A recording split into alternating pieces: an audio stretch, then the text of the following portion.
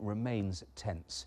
Well, let me show you the moment when the BBC team came under fire just outside Kerkuk.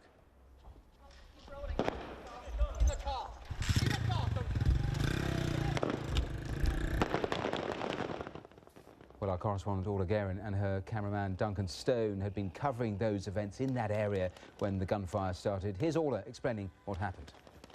Well, we've suddenly had to pull back. There was a sustained outburst of gunfire at the position up ahead. We can't be sure where it came from, but it seemed to be coming from ahead of us, from positions where we were told there were Iraqi military forces.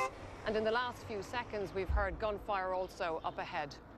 Well, Orla is active on Twitter from Kerkuk, and she tweeted that there were no casualties in the gunfire we just saw. She also said there is a massive exodus from the city as the smoke rises in the distance. And you can follow her latest tweets. She's on Twitter at Orla Guerin.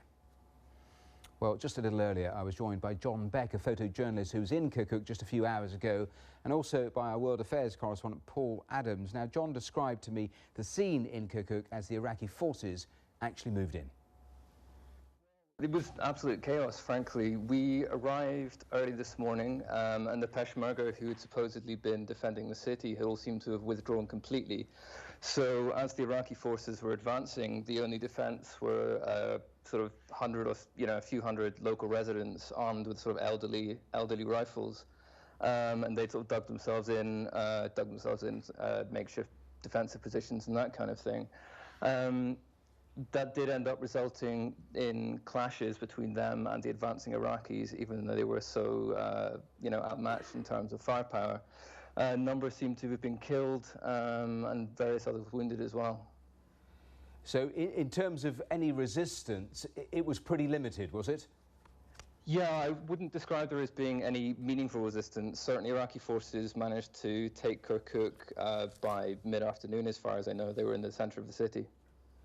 John, I'll come back to you and talk about some of the civilians, what is happening to them, but I'm bringing in Paul Adams first of all, because Paul, this is exactly the scenario that people had worried about. The Americans have been vocal for weeks now since we had that referendum on independence. Yeah, and the Americans are saying today, look, essentially, can you all stop squabbling, because we've still got this battle, this important battle against Islamic State. I think the point that they're missing there is that battle, at least in Iraq, is pretty much over. We saw Hawija just down the road from Kerkuk falling to government forces just in the last week or two. And so essentially what we're seeing now is the settling of scores that predate the arrival on the scene of Islamic State. Kerkuk has always been a flashpoint. It's a place where there was at one time, back in the day, a Kurdish majority. Then you saw under the Ba'ath Party and the former Iraqi dictator Saddam Hussein an attempt to Arabize Kerkuk, to send in lots of Arabs to live in the city and pushing Kurds out. Kurds then sensed an opportunity 3 years ago to come back to a city that some of them call their Jerusalem, a place they feel a really keen affinity with. They've been in control for 3 years. They raised their flag earlier this year. They were allowed to participate in the referendum on independence. Now we're seeing the Iraqi forces coming and saying, you know what, those 3 years, forget about it. We fled then, we're back now. John, let's return to you, because there have been conflicting reports through the course of the last few hours about whether oil supplies have been interrupted. What are you hearing and seeing on the ground about that? So as far as I know, and it's obviously definitive, but it seems that the Iraqi forces are now in control of both of the main oil fields outside Kerkuk. After we pulled out of the city itself, we made our way towards Dibis, which is just outside Hawija. And there was a vast exodus of Peshmarga moving out from there in armored Humvees and MRAPs and that kind of thing.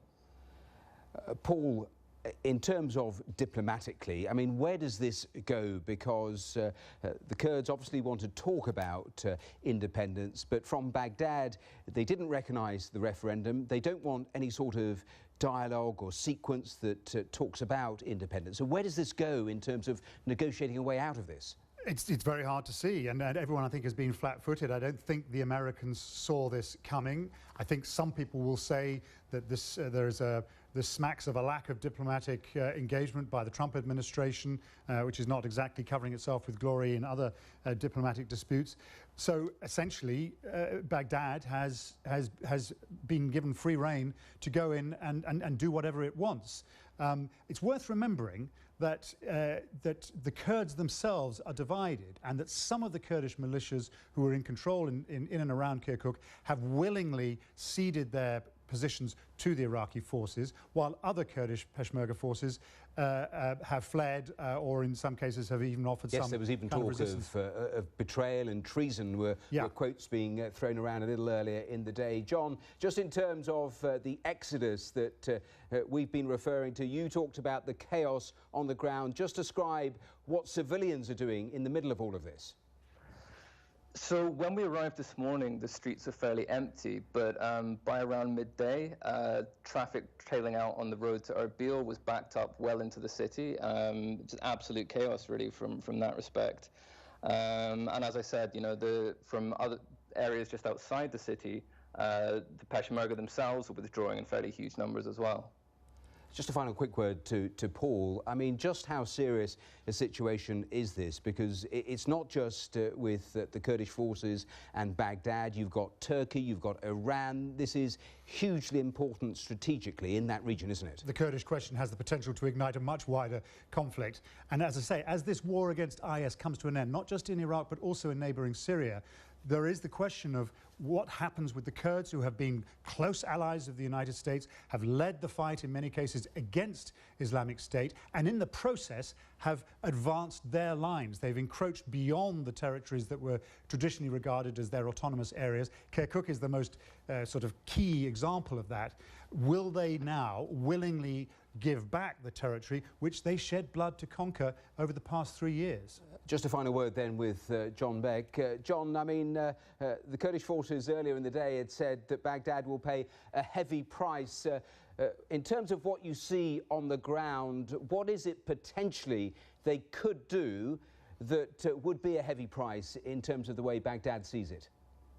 I think, obviously, as you say, in the run-up to this operation, there'd been some very tough talk from the Kurdish side.